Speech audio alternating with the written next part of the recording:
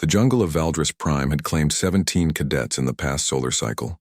The thick canopy blocked most sunlight, creating a perpetual twilight where shadows moved with predatory intent.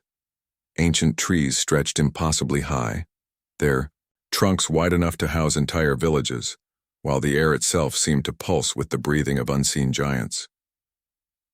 Commander Thale watched the monitoring screens with growing unease.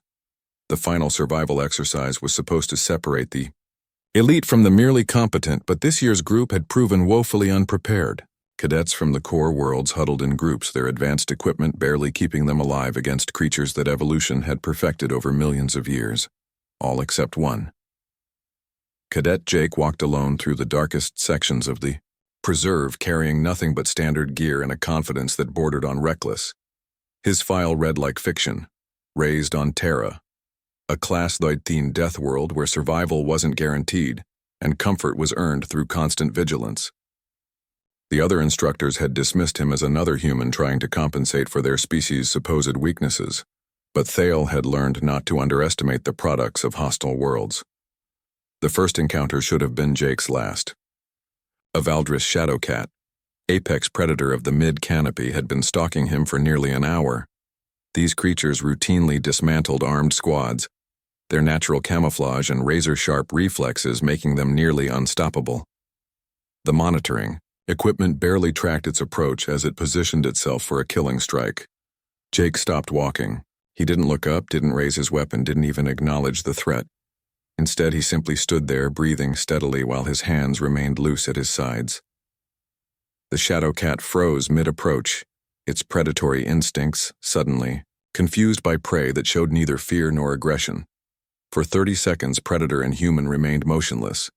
Then, with movements so fluid they seemed choreographed, the shadowcat retreated into the canopy. It had recognized something. In Jake's stillness, some quality that marked him as different from the usual prey that wandered through its territory. "Impossible," whispered Instructor Vex, his reptilian features contorting with disbelief. "Shadowcats don't retreat. They don't negotiate. They kill or they die." But Thale was beginning to understand. Jake hadn't threatened the creature or shown submission. He had simply existed in that space with the same natural authority that the jungle itself possessed. The shadowcat had recognized a fellow apex being and chosen discretion over confrontation. The pattern repeated throughout the day. A pack of spine wolves circled Jake during his midday rest, their electromagnetic senses probing for weakness. They found none. Instead of the rapid heartbeat and chemical signatures of fear they expected, they discovered something that made their pack leader whine softly and lead them away. An iron shell behemoth, larger than most buildings and feared, even by other apex predators, crossed Jake's path near a river crossing. The massive creature paused, its ancient eyes studying the small human with something approaching curiosity, before deliberately stepping aside to let him pass. The monitoring team fell silent as they watched Jake navigate dangers that had hospitalized seasoned hunters.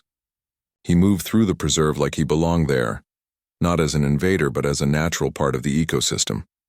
His breathing remained steady, his heart rate barely elevated, even when passing within striking distance of creatures that could end him with casual effort.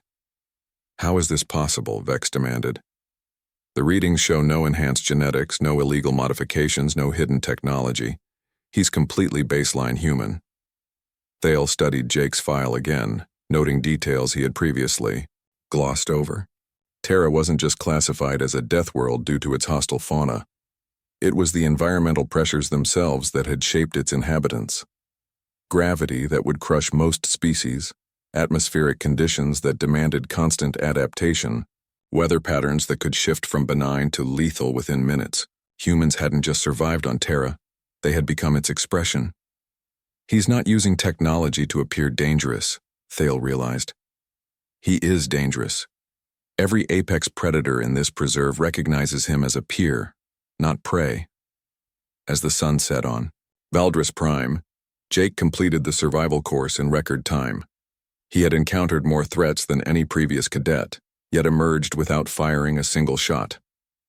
The jungle's deadliest inhabitants had simply acknowledged his passage and stepped aside, recognizing in him something they rarely encountered. A being forged by forces as ruthless as their own. The other cadets emerged hours later, traumatized and depleted, their equipment exhausted and their confidence shattered. They had fought the jungle and barely survived. Jake had walked through it like a force of nature returning home. Commander Thale updated Jake's file with a new notation. Recommended for immediate advancement to Special Operations. Note: Deathworld conditioning appears to have created natural, apex presence. Standard threat assessment protocols may not apply to human subjects from Class 13 environments.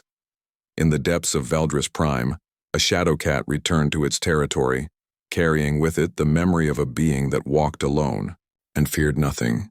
The jungle itself seemed to exhale, having briefly hosted something as ancient and uncompromising as its own deepest shadows.